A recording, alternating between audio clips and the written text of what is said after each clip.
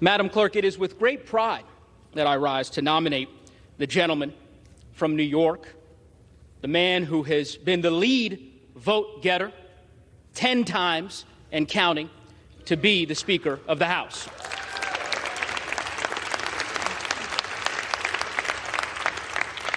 Madam Clerk, the last several days have been difficult for the country and for the American people as they have watched what has unfolded in this chamber, as they have seen the dysfunction laid bare on the other side of the aisle.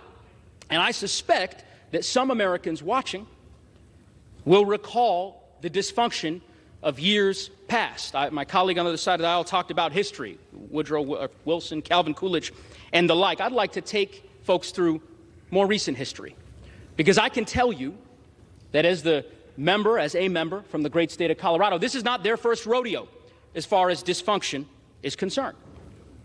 4 years ago today, I was sworn in with my colleagues from the class of 2018 during what became the most difficult and the longest government shutdown in the history of our country. Why? Because of the dysfunction and the chaos on the other side of the aisle.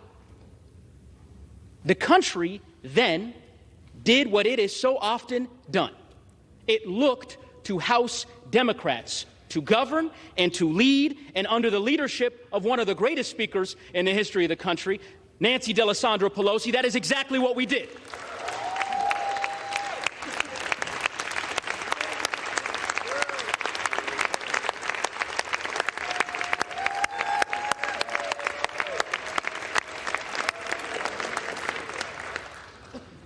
If we want to talk about history, let's talk about recent history. 2 years ago, tomorrow,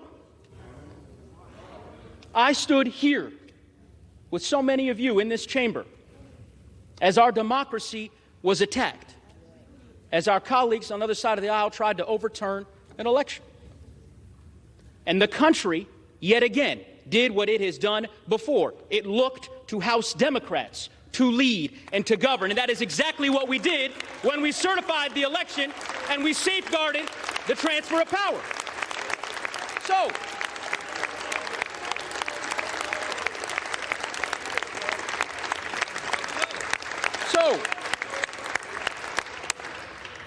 So here we find ourselves again in unprecedented times in the early days of the 118th Congress. First time in over 100 years in which the House of Representatives is unable to organize because the House Republican Conference cannot select a speaker. It's a sad day for this institution, but the country will do what it has done before. It will look to House Democrats to govern and to lead, and under the leadership of Hakeem Jeffries, that is exactly what we will do.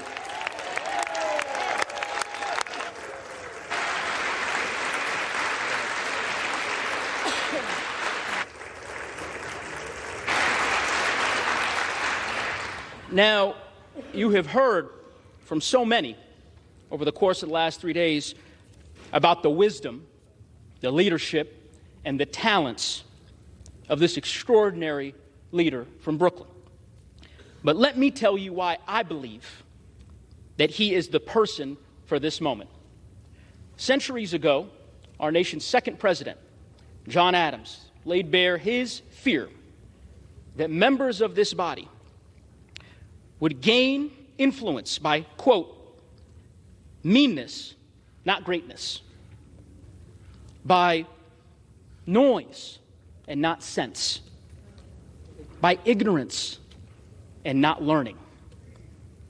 Hakeem Jeffries' leadership is rooted in greatness and not meanness. It is rooted in learning and not ignorance. His approach is rooted in common sense and not the empty and jaded cynicism and noise that we see so often in our political sphere. He is a leader for our times, which is why I believe he is the leader for this time. The bottom line, my colleagues, is this. It is 6:30 p.m. here in Washington, D.C. The House of Representatives, this sacred institution, needs a leader. It needs a speaker. It needs a leader who will inspire us. A leader who knows that our best days are yet ahead. A leader committed to our communities and our Constitution and our country. And I am here to tell you that leader is Hakeem Jeffries of the great state of New York.